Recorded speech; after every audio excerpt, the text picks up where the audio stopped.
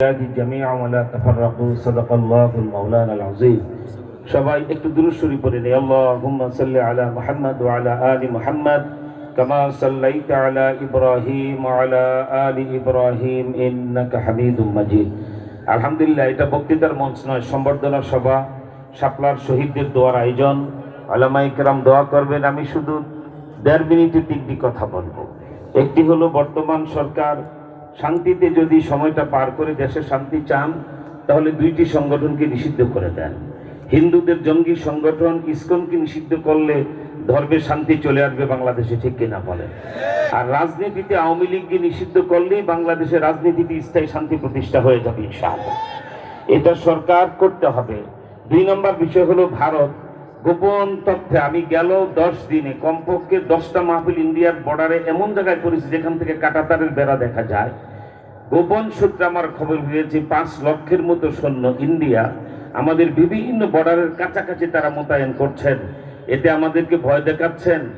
আমরা তো বলবো, আপনি বাঘের লেজ দিয়ে কাঞ্চুল কাটছেন, ঠিক কিনা বলেন?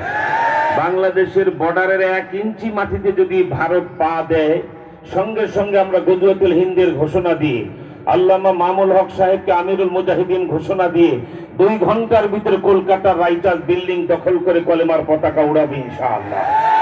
এই যুদ্ধের জন্য কারা লড়বেন? হাত দেখা।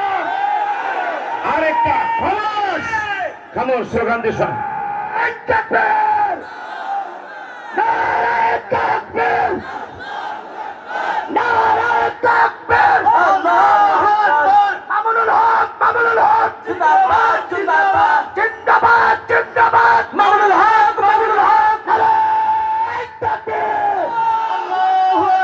বাংলাদেশের ভবিষ্যৎ রাষ্ট্রনায়ক ইনশাআল্লাহ আল্লামা মামুনুল হক।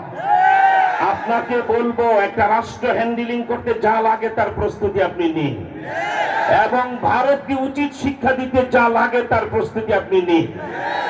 আরেকটি বিষয় সরকারকে আহ্বান করব, আপনি অল্প সময়ের ভিতরে আমাদের হেফাজতে ইসলামের মামলাগুলি আল্লাহর রাস্তে আপনি উদ্ধার করেন, আপনি অনেক বেশি সুবিধা পাবেন ইনশাআল্লাহ। কারণ মনে রাখবেন, হাসিনার শাসন ছিল ফেরাউনের শাসন, হাসিনার ধর্ম ছিল আবু জেহেলের ধর্ম, হাসিনার রাজনীতি ছিল ইয়াজিদের রাজনীতি। সুতরাং আজকে যেহেতু এটা বক্তৃতার মঞ্চ নয়, আজকে শুকরিয়া জানাই। এখানে সম্বর্ধনা অনুষ্ঠান হবে। 1.5 ঘন্টা আগে রাজশাহী এয়ারপোর্টে আমি যখন ঢুকতেছি, তখন আজকের এই সম্বর্ধনা সম্পর্কে একজন সাধারণ শিক্ষিত লোক বলছে, ওলামায়ে কেরামকে এভাবেই সম্মান দিয়ে এগিয়ে যাওয়া উচিত। জাতি ওলামায়ে কেরামকে চায়।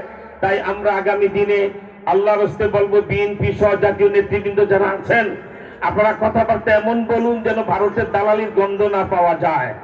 যত বড় দলের মহাসচিব হন, বলবেন বউ বদলানো যায়, প্রতিবেশী বদলানো যায় না।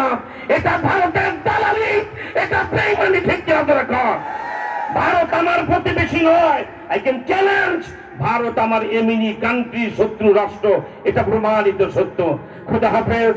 বাংলাদেশ জিন্দাবাদ, হেফাজতে ইসলাম জিন্দাবাদ, হাসিনা, মোদি, নাস্তিক, মুরতাদ, আর বাংলাদেশের শত্রুরা নিপাত যাক।